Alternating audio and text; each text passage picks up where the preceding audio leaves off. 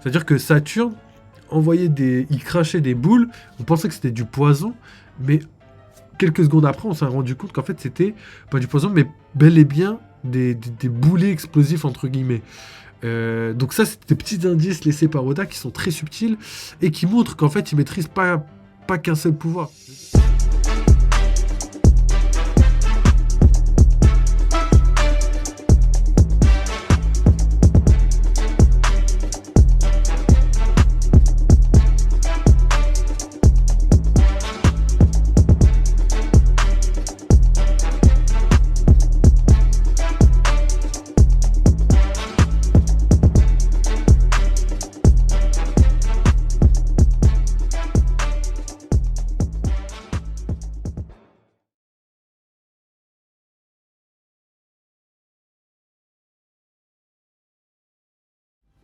Bonjour la team, comment ça va? Bienvenue aujourd'hui pour un nouveau live One Piece. Donc aujourd'hui on va parler de théories, on va parler de plusieurs théories. J'ai réuni quelques théories là comme on a l'habitude de faire. J'ai cramé que c'était un format que vous aimez bien. Du coup on va faire ça aujourd'hui. J'en ai pas trop aujourd'hui. Ce sera plus des théories approfondies que des théories en nombre. J'en ai 5-6. Elles sont pas mal. Elles sont pas mal et je pense que vous allez kiffer. D'ailleurs, la première, je pense que ça va être une des préférées parce qu'on va parler du Gorosei, de leur fameux pouvoir. Est-ce que c'est un pouvoir du fruit du démon ou est-ce que c'est un pouvoir tout court? Donc ça va être cool. Et comme d'habitude, de toute façon, il y aura plein d'autres théories qui seront soit en accord avec celle-là, ou soit d'autres théories qui vont être liées entre elles. Vous allez voir, je vous dis rien, vous allez kiffer. Donc voilà les gars, comment ça va sinon à part ça? Là, comme je vous l'ai dit les gars, dans tous les derniers lives, je vous le dis, affiliation YouTube. Qui dit affiliation dit potentiellement abonnement. Les personnes qui veulent s'abonner, qui veulent soutenir la chaîne, qui peuvent soutenir la chaîne, surtout, n'hésitez pas parce qu'il y a beaucoup de projets en cours et évidemment ça nécessite des financements. Donc voilà, comme je vous le dis à chaque fois, la totalité de l'argent qui va être généré par YouTube, par même Twitch, tout ce que vous voulez, ça va être reversé dans la chaîne pour améliorer tout ce qui se passe. Donc voilà, vous êtes au courant de tout ça, je vous répète pas, mais vous le savez. Donc n'hésitez pas à soutenir si vous pouvez ou si vous le voulez. Et nous là de notre côté, on vous prépare pas mal de trucs. N'oubliez pas les gars, demain live horreur pour la team Twitch et dimanche live discussion avec Sam Nino. On va discuter encore de plein de trucs sordides. Ça va pas être des théories One Piece, mais plus des théories du complot.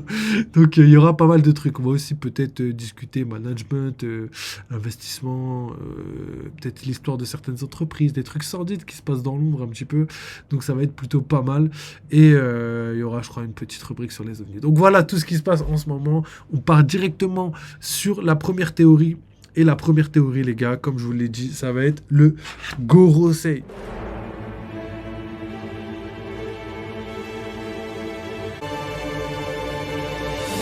Pour rappel, dernièrement, là, ça fait quelques chapitres maintenant, que le Gorosei a dévoilé leur pouvoir. Donc, ils ont tous été mis en avant. Sauf que dans la case de l'image où a été mis les Gorosei, au lieu d'avoir la présentation des Gorosei avec leur nom de fruit du démon, ils ont eu carrément juste un nom de potentiel démon, quoi. Et il y a beaucoup de personnes, j'ai vu sur TikTok, j'ai vu sur les réseaux, même sur Twitter et tout, il y a beaucoup de personnes qui pensent que Oda aurait révélé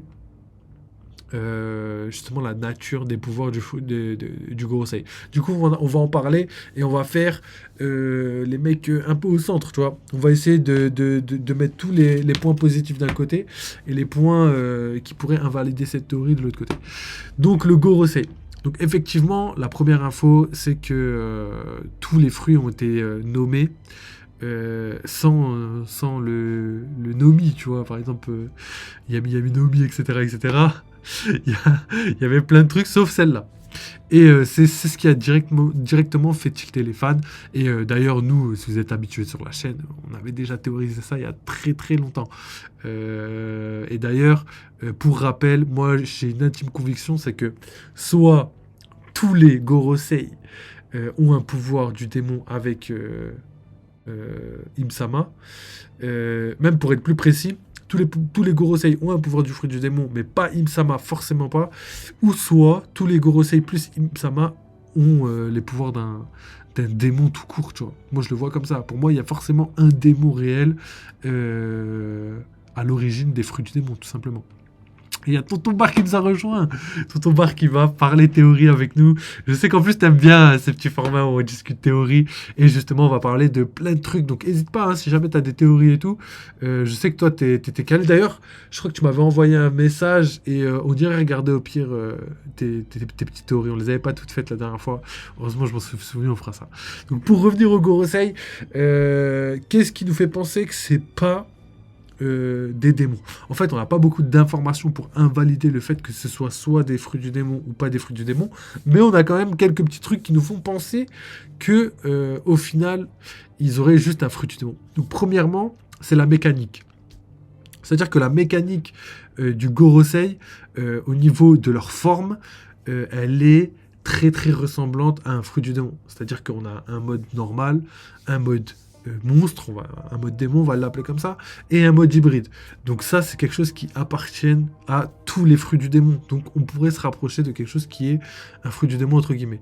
Deuxième chose, c'est le mode éveil. Le mode d'éveil, il a exactement les mêmes caractéristiques que tous les modes d'éveil. C'est-à-dire que quand tu vois Lucci, quand tu vois les mêmes Kaido, même tout ce que tu veux, en tout cas tous les Zoan, on voit très bien qu'ils ont une écharpe. C'est un dieu de la mythologie bouddhiste, ouais, ouais, un dieu bouddhiste. Et j'ai pas son nom, mais je crois que c'était même deux frères ou deux jumeaux, et ils ont chacun l'écharpe et représentent chacun une divinité. Et du coup, ça, c'est les mécaniques qu'on a déjà vues. C'est-à-dire que, est-ce que des démons auraient les mêmes mécaniques que les personnes possédant un fruit du démon?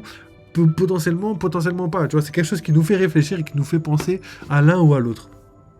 Après, qu'est-ce qu'on aurait qui pourrait invalider le fait qu'ils soient des démons? C'est vrai qu'on n'a pas d'informations. En fait, pour moi, s'ils résistent à l'eau, c'est que c'est des démons. Et s'ils résistent pas à l'eau, c'est que c'est un fruit du démon. Si la faiblesse du fruit du démon, mais le délire, c'est qu'on n'a aucune information sur ça, et je pense qu'on en aura prochainement. Donc voilà, j'ai pas d'autres arguments qui pourraient vraiment invalider le fait que ce soit des démons. Mais j'ai énormément d'arguments pour valider le fait que ce soit des démons. Je prends même pas parti parce que là je suis vraiment entre les deux. On peut tout théoriser étant donné qu'on a vraiment zéro information. Donc on verra bien, mais forcément là il n'y a pas de théorie qui penche plus que l'autre. Il y a juste potentiellement un Oda qui veut se jouer de nous ou pas. Donc maintenant on va passer à tous les arguments qui vont dans le sens de la théorie Gorosei démoniaque, etc., etc. Donc qu'est-ce qu'on a ? On a plusieurs pouvoirs qui sont quand même étranges. C'est-à-dire qu'on pourrait les assimiler à des fruits de Zoan mythique, mais tout comme le fruit de Luffy, ils ont des caractéristiques bizarres, tu vois. Donc, est-ce que c'est propre aux Zoan mythologiques ou est-ce que c'est juste parce que c'est des démons? Donc, la première chose, c'est qu'ils sont immortels. En tout cas, en blessure physique, ils sont immortels. Ils se régénèrent à chaque fois. Et ça, c'est quand même une mécanique qu'on n'a jamais vue. Donc, est-ce que c'est l'opération de jouvence? Est-ce que c'est dû au pouvoir des démons, tu vois? Ça, on peut se poser la question, mais ça doit être forcément quelque part dans ce que je viens de vous citer. Ensuite, on a le fait qu'ils puissent utiliser des fruits, entre guillemets, qui sont différents de leur nature. C'est-à-dire que Saturne il crachait des boules, on pensait que c'était du poison, mais quelques secondes après, on s'est rendu compte qu'en fait, c'était pas du poison, mais bel et bien des boulets explosifs, entre guillemets. Donc ça, c'est des petits indices laissés par Oda qui sont très subtils et qui montrent qu'en fait, il maîtrise pas qu'un seul pouvoir. Je veux dire, le Gyuki, il a énormément de pouvoir. Le fait qu'il puisse immobiliser avec ses yeux, ça, pour moi, c'est propre au Yuki, c'est propre au yokai et tout. Quand tu lis la nature du yokai, tu vois le côté hypnotisant, etc. Donc ça, pour moi, c'est lié à son côté Zoan mythique. Par contre, le côté poison aussi, pour moi, c'est lié à son côté venimeux, pattes d'araignée, etc., etc. Par contre, le côté explosif, c'est quelque chose qui est pas lié. C'est quelque chose qui est quand même bizarre. C'est quelque chose qu'on n'a pas vu et qui ressemble pas beaucoup à ce que Saturne fait, tu vois. En plus, on dirait qu'il a une espèce de corps élastique à certains moments. Donc, on dirait un invertébré, tu vois, qui correspond pas du tout à son côté yokai. Donc, il y a quelque chose qui... Il y a quelque chose qui... On se pose la question de savoir est-ce que c'est normal ou pas. Ensuite, on a Mercury, si je me trompe pas, qui lui, quand il l'attaque, déjà il a acquis des rois, masterclass, petit mensonge honorable, ça c'était légendaire, mais surtout, il est capable de changer ses défenses en quelque chose de tranchant. Et ça ressemble étrangement au pouvoir du Séraphin de Mihawk, mais aussi à Das Bones, donc le Mr. One, là, le bras droit de Crocodile. Et du coup, ça, c'est des pouvoirs qui sont bizarres. Donc là, il y a plusieurs possibilités. On peut imaginer que c'est dû au pouvoir des démons et que les démons puissent absorber énormément de pouvoirs, énormément de, par exemple, de pouvoirs de fruits du démon différents. Ou peut-être que tous les pouvoirs des fruits du démon prennent origine de quelque chose, de quelqu'un. Tu vois. Potentiellement Imsama qui aurait potentiellement donné tous ses pouvoirs à ses sbires, à des fruits pour les canaliser, etc. Ou potentiellement juste un arbre du fruit du démon qui lui possède tous les pouvoirs et que le Gorosei sont juste pas assujettis à toutes les pénalités qu'auraient des personnes normales. D'ailleurs, regardez, si on prend un lien tout simple, on a l'opération de jouvence. Admettons qu'on prenne l'opération de jouvence, on la donne à quelqu'un. La personne est immortelle. C'est-à-dire que quand tu manges un fruit du démon, bah, tu peux le manger. Quand tu manges un deuxième fruit du démon, bah, tu peux le manger parce que même si tu meurs, c'est pas grave parce que tu renais 2 secondes après, tu vois. Et quand on prend la théorie de Jabura, quand c'était à Enies Lobby, il nous racontait un petit peu comment ça se passait. Il disait que quand tu avais un démon, un fruit du démon qui était mangé et que tu en mangeais un deuxième, les fruits du démon entre eux se battaient pour savoir qui allait prendre possession, enfin, entre guillemets, possession du corps, on va dire ça comme ça. Et qu'après, en fait, leur puissance était tellement plus forte, tu vois, leur combat était tellement puissant que le corps ne pouvait pas supporter cette puissance. Et du coup, ça colle parfaitement avec ce qu'on vient de dire avant. C'est-à-dire qu'on peut manger un fruit du démon, avoir l'opération de jouvence et potentiellement en manger 1, 2, 3, 4, tu vois, à l'infini. Donc pareil, en fait, il faut juste se poser la question de savoir, est-ce que le fruit du démon... plutôt l'opération de jouvence donne le pouvoir de résister aux fruits du démon, et c'est ça au final leur pouvoir. Est-ce que c'est des démons et tous leurs pouvoirs sont réunis d'une manière, je sais pas, l'infusion, je sais pas s'ils peuvent extraire les fruits du démon. En fait, le fait qu'ils puissent manger ou avoir des pouvoirs d'autres fruits du démon, ça enlève pas le fait que ça peut être des démons, tu vois. On peut imaginer, par exemple, que Nika ait existé il y a très très longtemps, et que Nika avait déjà des pouvoirs à l'époque, et aujourd'hui son pouvoir a été transformé en fruit, et aujourd'hui Luffy a son fruit, tu vois. Et on peut prendre la même chose pour les démons. On peut se dire qu'à l'époque il y avait plein de démons, que tous les démons, les Zoan et tout ça, tirent leur puissance d'un personnage réel de One Piece mais à l'ancienne, et qu'aujourd'hui leur pouvoir soit enfermé dans un fruit et que justement les démons puissent les utiliser, les posséder, et que c'est leur caractéristique, tu vois. Donc c'est ça. Il y a plein de possibilités sur ça et je pourrais parler des heures de ça, mais mais faut pas trop que j'en dise. Donc pour finir, je dirais qu'en vrai le Gorosei, tu vois, il y a tout. En fait, pour moi le Gorosei, le problème c'est la mécanique et on peut pas situer actuellement la raison de chaque pouvoir. C'est-à-dire que quand on voit Saturne arriver via téléportation et invoquer tout le Gorosei par exemple, pareil, via des portails de téléportation, et ben tout ça, on peut pas l'expliquer. On peut pas se dire ça c'est le pouvoir d'un fruit du démon de quelqu'un, ça c'est le pouvoir des démons, ou ça c'est un pouvoir, je sais pas, un pouvoir autre, tu vois. Ça pourrait être tout simplement des invocations comme dans Naruto, tu vois. Dans Naruto, on peut faire des invocations et ça fait pas partie des pouvoirs type chakra, tout ça, tu vois. Ça fait partie, enfin on utilise le chakra pour les invoquer, mais c'est pas quelque chose qui est propre à un pouvoir propre, tu vois. T'as pas besoin de manger un fruit du démon pour invoquer quelqu'un. Et là, ça pourrait être la même mécanique. Donc ça, Surtout que quand on prend les références par rapport aux invocations dans, on va dire, la vision japonaise des invocations, on peut voir que c'est quelque chose qui est logique. C'est un pouvoir autre, c'est pas quelque chose qui s'assimile directement, par exemple, au fruit du démon. En tout cas, d'après moi, je préfère dire comme ça, il n'y a pas de souci. Et du coup, quand on voit cette mécanique, la mécanique du fait que Saturne puisse utiliser, entre guillemets, plusieurs pouvoirs de fruits du démon, qu'il ait des connaissances et des capacités scientifiques supérieures qui lui permettent de faire des trucs de ouf, comme des infusions de fruits, des trucs comme ça, tu vois, c'est des choses qu'on n'avait jamais entendues dans One Piece, même Vegapunk et tout qui était capable de faire ça, cloner des fruits et tout, on n'avait jamais entendu parler d'infusion de fruits. Et du coup, on voit aussi Mars avoir ce genre de pouvoir. On sait aussi que ça pourrait être dû soit à leur pouvoir de démon, soit au fait qu'ils puissent absorber d'autres fruits du démon. Et ça ressemblerait aussi à Barbe Noire. À Barbe Noire et à une autre théorie. Hein. Je ne vais pas bifurquer sur d'autres théories, mais ça collerait aussi avec la théorie que Barbe Noire descende d'un peuple qui vénérait le dieu maléfique, entre guillemets, comme par exemple les boucaniers vénéraient le dieu Nika. Là, ça pourrait être la même chose, mais avec un dieu maléfique. Donc voilà un petit peu tout ce qui tourne autour du Gorosei. Donc pour en finir et en conclure, est-ce que le Gorosei sont des démons ou pas? Malheureusement, il n'y a pas assez d'informations, mais on peut quand même entrevoir certaines choses qui sont quand même bizarres. On a quand même énormément de choses, énormément de mécaniques qu'on n'avait jamais vues dans One Piece, avec tous les autres fruits du démon. Donc même s'ils ne sont pas des démons, ils sont quand même... Il y a quand même un mystère et quelque chose de très très bizarre et très très puissant derrière le Gorosei. Et d'ailleurs, ça me réconforte dans le fait que le Gorosei est une puissance colossale. On l'a déjà dit.